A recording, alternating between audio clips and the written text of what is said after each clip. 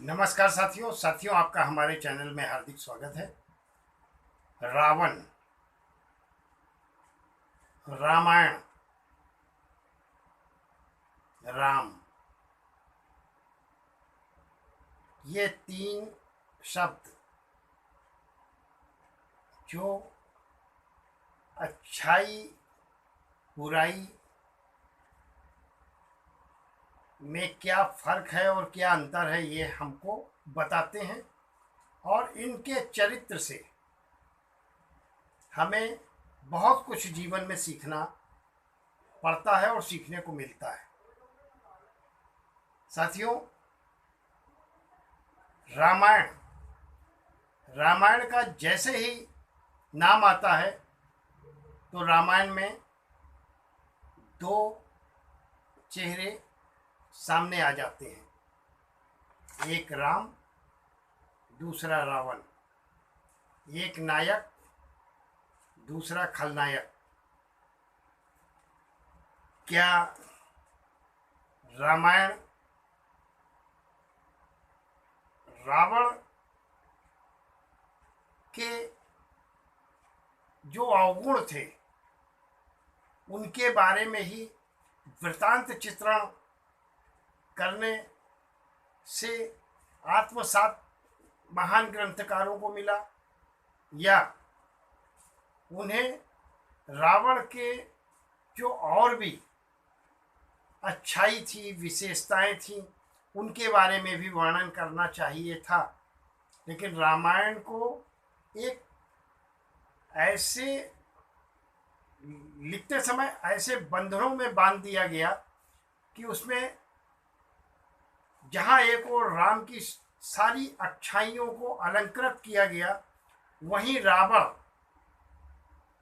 की अच्छाइयाँ जो थीं उनको छुपाया गया या लोगों के सामने सत्य को नहीं लाया गया।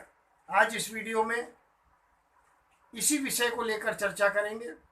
हाँ, ये बात सत्य है कि रावण बहुत ज्ञानी, प्रकांड, पंडित और वेदों के ज्ञाता थे, इसमें कोई संदेह नहीं। अमर का वरदान उनको प्राप्त था। रावण जैसा ज्योतिष ना हुआ था, ना भविष्य में होगा। 9 के 9 ग्रह अपने बस में करने वाला, अपने हिसाब से ग्रहों की चाल को स्थापित करने वाला ज्योतिष, महान ज्योतिष में नाम आता है तो रावण का। इतना ज्ञान का भंडार होते हुए भी, इतनी अच्छाइयाँ होते हुए भी, अरे रावण में वेदों का इतना बड़ा ज्ञान था, वेदों के ज्ञाता थे रावण। शिव तांडव, युदिशा तंत्र, प्रकुटा, कामधेनु जैसे महान ग्रंथों की रचना महान ज्ञानी, प्रकांड, पंडित रावण ने की थी। विप्र रावण, ब्राह्मण रावण, आखिर जीवन में एक ही बुराई या एक ही भूल की वजह से 1 लाख पूत 1.25 लाख नाती, त्या रावण घर दिया न बाती। 1 लाख पुत्र 1.25 लाख नाती होने के बाद भी रावण के घर में दिया जलाने वाला कोई नहीं रह गया, एक बुराई की वजह से। सिर्फ क्या था कि सीता का हरण, जैसा कि रामायण में लिखा है कि सीता का हरण करके रावण अपने लंका ले गया था। रावण का चरित्र मालूम है, रावण बहुत चरित्रवान था। आज तो कलयुग में ऐसा व्यक्ति मुश्किल से मिलेगा, मुश्किल से, जिसने किसी का हरण किया हो और पुष्प वाटिका, अशोक वाटिका में सीता को रहने के लिए स्थान दिया। सीता को कभी नज़र उठाकर नहीं देखा, सीता को कभी छुआ नहीं। ऐसा किडनैप और ऐसा अपहरण आज के युग में देखने को मिलेगा। लेकिन ऐसा उसने किया क्यों था, क्या आपको मालूम है? रावण को सब बुरा बोलते हैं। रावण शब्द आते ही अपने बच्चों का नाम राम रखना पसंद करेंगे, लेकिन रावण रखना नहीं पसंद करते। क्यों? क्योंकि बुराई उजागर रावण की हुई। रामायण जैसे ग्रंथों में रावण के जो सत्य कथन हैं उनको समझाया या बताया नहीं गया, इसलिए समाज में रावण को बुरा कहा गया। जबकि रावण में बुराई है, ये बात सही है। किसी की स्त्री का अपहरण कर लेना, अपहरण करके ले आना बुराई है, इसमें कोई संदेह नहीं। और बुराई का फल बुरा ही होना चाहिए, इसमें भी कोई संदेह नहीं। लेकिन इस वीडियो में मैं रावण की जो अच्छाई है उसके बारे में चर्चा करने के लिए ये वीडियो आपके सामने प्रस्तुत की है कि रावण की सत्यता क्या है। रावण जैसा मैंने बोला विद्वान, ज्योतिष, प्रकांड, कवि भी थे।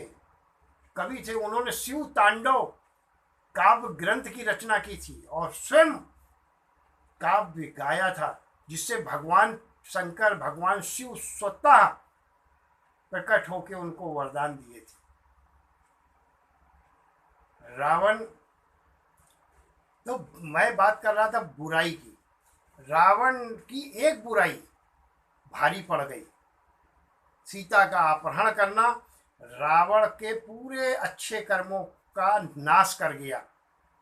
लेकिन क्या आपको मालूम है रावण ने सीता का अपहरण क्यों किया? रावण की बहन सुपर्णा, जब लक्ष्मण ने नाक और कान काट लिए, वनवास हुआ था, तो वनवासी जीवन जब व्यतीत कर रहे थे चित्रकूट में, तो लक्ष्मण ने नाक और कान काट लिए थे। क्यों काट लिए थे? क्योंकि लक्ष्मण की खूबसूरती को देखते हुए मोहित हो गई थी। अब वो कथा अगर पूरी बताने को चलेंगे तो बहुत बड़ी वीडियो हो जाएगी, इसलिए मोहित होने के बाद राम से पहले राम पे मोहित हुई, तो राम ने कहा मैं तो विवाहित हूँ, एक पत्नी व्रता हूँ, इसलिए मैं विवाह नहीं कर सकता। हो तो मेरा भाई है लक्ष्मण, उससे आप बात कर लो। शूर्पणखा लक्ष्मण के पास गई, लक्ष्मण ने रौद्र रूप दिखाया, शेषनाग के अवतार हैं लक्ष्मण। उन्होंने नाक कान शूर्पणखा के काट लिए। शूर्पणखा कौन थी? शूर्पणखा रावण की बहन थी। अब किसी की बहन को या किसी की बहन का कोई नाक कान काट ले आज के युग में, तो भाई क्या करेगा? तो रावण के पास जब रोते रोते मंदोदरी पहुंची, बोली वनवास में 2 राजकुमार हैं, उन लोगों ने मेरे नाक और कान काट लिए, भैया मुझे बचाओ, मेरे अपमान का बदला लो। रावण ने कहा बहन शूर्पणखा, जिस तरीके से उन लोगों ने तेरा अपमान किया है, वैसे मैं तेरे अपमान का बदला लूँगा। और रावण तो थोड़ा सा ज्ञान इतना था, विद्वान था, प्रकांड था, पंडित था, ज्ञानी था। और जब ज्ञान का भंडार बहुत हो जाता है, किसी भी चीज़ का भंडार बहुत हो जाता है, तो आदमी घमंडी हो जाता है, गर्व आ जाता है। तो वही रावण का सबसे बड़ा वीक पॉइंट था। रावण ने इसलिए सीता का अपहरण किया था, ये बात सत्य है। लेकिन मंदोदरी ने ऐसा क्यों किया, उसके पीछे की भी कहानी एक अलग है, उसको कभी अगली वीडियो में बताएंगे। मंदोदरी ने रावण से अपना बदला लेने के लिए अपने नाक कान कटाए थे, क्योंकि रावण ने मंदोदरी नहीं, शूर्पणखा ने ऐसा क्यों किया था, नाक कान क्यों कटवाए थे? क्योंकि शूर्पणखा के पति का वध रावण ने किया था। तो उसने जब देखा कि ये रावण से ज़्यादा ताकतवर हैं, यही बदला लेने का अच्छा एक टाइम है रावण से, वैसे तो मैं ले नहीं पाऊंगी। तो बहन भाई से बदला ले रही थी। ये रामायण में जितना अंदर तक जाओगे उतना बड़ा रहस्य है, समझने की ज़रूरत है। तो कुल मिलाकर रावण ने सीता का अपहरण क्यों किया? क्योंकि उसके बहन के शूर्पणखा के नाक कान लक्ष्मण ने काटे थे। सीता का अपहरण करके लंका में अशोक वाटिका में रखा। अब अशोक वाटिका जो है, राम को जब पता चला, लक्ष्मण को पता चला, बहुत बड़ी लीला है इसमें, पूरा देखेंगे तो रामायण है। मामा मारीच को बेचा था, फिर उसके बाद साधु का भेष रख के गया था। साधु का भेष रख के भी रावण क्यों गया था? क्योंकि उसने इशारा किया था कि आने वाले समय में जो भी गलत हो सकता है तो साधु के भेष में रहने वाले लोगों से ही गलतियां होंगी, लोग अपराध करेंगे। और आज वो कलयुग में हमें देखने को मिल रहा है, बहुत से बाबा, बहुत से तांत्रिक सब जेल में हैं, कैद में हैं। क्यों? क्योंकि आज बाबाओं पर, साधुओं पर लोगों की बहुत आस्थाएं हैं, भगवान का दूसरा रूप मानते हैं। लेकिन जब वो कोई गलत कार्य करते हैं, स्वाभाविक ईश्वर उन्हें दंड देता है। उसी प्रकार से आज का कानून उनको दंड देता है। इसलिए कितने भी पद पर आसीन हो जाओ, कितने भी बड़े हो जाओ, कुछ भी हो जाओ, हमेशा अपने चरित्र के प्रति बलवान रहो। रावण ने अपहरण किया, ये एक बुरा दोष लगा स्त्री का, और राम ने लंका पर आक्रमण किया।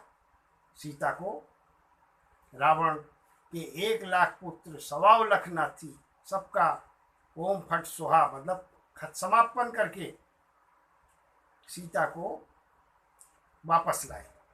तो रामायण 2 लाइन में है, लेकिन रावण की अच्छाइयाँ भी इतनी हैं कि रावण ने अपने जीवन में वेदों का बहुत ज्ञान था, शिव तांडव, युधिष्ठा तंत्र, प्रकुठा, कामधेनु जैसे ग्रंथों की रचना की। साथ ही साथ आयुर्वेद यानी कि औषधियों का भी बहुत अच्छा ज्ञान था। कर्क प्रकाश ग्रंथ लिखा, अर्क प्रकाश ग्रंथ लिखा, रावण द्वारा लिखा गया अर्क प्रकाश ग्रंथ, जिसमें तमाम बीमारियों का, यहाँ तक कि आज जो कोरोना जैसी बीमारियां आती हैं, इससे भी भयानक बीमारियों का जो ट्रीटमेंट यानी कि इलाज, वो उसका वर्णन है। रहस्यमयी बीमारियों का वर्णन अर्क प्रकाश ग्रंथ में आपको पढ़ने को मिलेगा। कहीं मिले पुस्तक किसी ग्रंथालय में तो जरूर एक बार पढ़ें। काव्य भी बहुत अच्छे कवि थे, इतने अच्छे कवि थे कि उन्होंने शिव तांडव जैसे काव्य ग्रंथ की रचना की थी रावण ने। रावण की अच्छाइयाँ उसको तो समझो, बुराई है, एक बुराई की वजह से आज भी रावण हर साल जलता है, यानी जलाया जाता है। रुद्रवीणा, बहुत अच्छे संगीतकार थे, रुद्रवीणा बजाते थे रावण। रुद्रवीणा आज भी राजस्थान के कुछ भागों में संगीत वाद्य के रूप में बजाया जाता है। मंदोदरी के कहने पर स्त्री रोग विज्ञान और बाल चिकित्सा विज्ञान जैसे ग्रंथों की रचना की, छोटे छोटे ग्रंथों की, जिसमें 1000 से अधिक बीमारियों का वर्णन और उपाय, ट्रीटमेंट, इलाज सब कुछ वर्णित है। तो रावण ने अपने जीवन में ज्योतिष, रावण संहिता, ज्योतिष के बारे में बहुत अच्छे ढंग से उपाय, तोड़गे, ग्रहों की चाल, ग्रहों की दृष्टियाँ, सब कुछ अपने ग्रंथों में लिखा। इसीलिए तो मरते समय भी, यानी कि मृत्यु शैया पर लेटते हुए भी राम को भी मालूम था कि अभी रावण अपने प्राण त्याग देंगे, लेकिन इतने बड़े ज्ञानी हैं कि इनका ज्ञान यदि इनके साथ ही चला गया तो दुनिया को समझ में नहीं आएगा। इसलिए लक्ष्मण को बोले कि लक्ष्मण, रावण बहुत ज्ञानी है, इनसे कुछ सीख लो। रावण ने उदार हृदय से बोला, ठीक है, आ जाओ सिखा देते हैं। लेकिन लक्ष्मण से भी वहाँ चूक हुई, सिर के पास जाकर खड़े हो गए। रावण कुछ नहीं बोले, कोई ज्ञान की बात नहीं बोले। राम ने कहा ज्ञान प्राप्त करना हो तो गुरु के चरणों पर जाना पड़ता है, तो ज्ञान प्राप्त होता है। लक्ष्मण जब पैर की तरफ आए, चरण की तरफ रावण के आए, रावण ने अपने सारे ज्ञान लक्ष्मण को दिए। तो इतने बड़े ज्ञानी थे। भगवान राम को भी ये था कि जो इन्होंने लिखा है, जो इन्होंने इनके पास है ज्ञान, उसका लोगों को पता भी चलना चाहिए। लेकिन उन सब चीज़ों की सत्यता को हमारे ग्रंथों में पढ़ने को नहीं मिला। रावण की अच्छाइयों को, केवल बुराई को हम समझ पाए, इसलिए हर साल जलाते हैं। और कमेंट करके ज़रूर बताइए, रावण को हर साल जलाना उचित है या अनुचित? जो हो गया गलत है, इसमें कोई संदेह नहीं। लेकिन अभी सुनने में आया साउथ में कोई किसी ने, रावण भक्त थे, उन्होंने एक याचिका दी हुई है कोर्ट में कि रावण को हर साल नहीं जलाना चाहिए, इस प्रकार से नहीं जलाना चाहिए। तो कहीं कहीं पर तो रावण की आज भी पूजा करते हैं, बहुत मानते हैं। जैसे राम को हम मानते हैं, वैसे रावण की भी पूजा करते हैं आज। क्यों? क्योंकि एक बुराई की वजह से उसकी सारी अच्छाइयों को हम भुला नहीं सकते। रावण के को दशानन बोला गया, दशानन का मतलब 10 सिर, जबकि रावण की माँ ने मोतियों की 9 मोतियों की माला का हार जो है रावण के गले में डाला था। मोती डायरेक्ट मन का देवता चंद्रमा का आधिपत्य है। मोती पर चंद्रमा से संबंध है, और चंद्रमा क्या है? मन का देवता है। तो 9 मोती का जो हार था, वो 9 मोती का मतलब ही था कि 10वां मिला के 9 मोती वो मस्तिष्क में समा गए थे, और 10वां खुद का मस्तिष्क। इसलिए 10 एक होते हुए भी 10 ज्ञानियों जैसा ज्ञान था उन्हें। 10 मेंदू थे एक ही व्यक्ति में, इसलिए उन्हें दशानन भी कहा गया। तो रावण जैसा विद्वान, रावण जैसा ज्ञानी, रावण जैसा प्रकांड पंडित, रावण जैसा ज्योतिषाचार, काव्य कवि, वेदों के ज्ञाता इस धरती पर पहले नहीं हुए, और ना भविष्य में होने की संभावना है। दशहरा के पर्व पर, विजयदशमी के पर्व पर हमारी ओर से आप सभी लोगों को हार्दिक शुभकामनाएं। इस प्रकार की वीडियो भविष्य में कई चीज़ों को लेकर आएंगे।